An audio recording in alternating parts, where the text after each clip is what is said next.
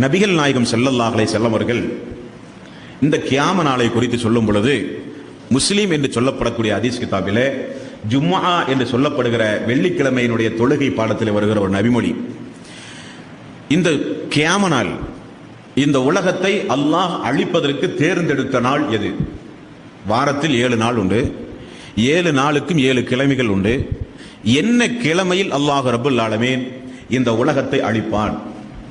நபிகள் நாயகம் ஸல்லல்லாஹு அலைஹி வஸல்லம் அவர்கள் கூறுகிறார்கள், ஆதம் அலைஹிஸ்ஸலாத்து வஸ்ஸலாம் அவர்கள் படைக்கப்பட்ட நாளும் ஜும்ஆ உடைய நாள், சொர்க்கத்திற்கு அவர் அனுப்பப்பட்ட நாளும் ஜும்ஆ உடைய நாள், சொர்க்கத்திலிருந்து அவர் வெளியேற்றப்பட்ட நாளும் ஜும்ஆ உடைய நாள், அல்லாஹ்விடத்திலே அவர் பாவ மன்னிப்பு தேடினாரே அதுவும் ஜும்ஆ உடைய நாள், அந்த பாவ மன்னிப்பை அல்லாஹ் ஒற்றுக்கொண்டானே அதுவும் ஜும்ஆ உடைய நாள், உலக அழிவு நாளும் ஜும்ஆ உடைய நாள் என்று ரசூல் ஸல்லல்லாஹு அலைஹி வஸல்லம் அவர்கள் கூறினார்கள். அப்ப என்ன தெரிகிறது? பொருத்தமான ஒரு சம்பவம் நமக்கு தெரியுது. என்ன தெரியுது?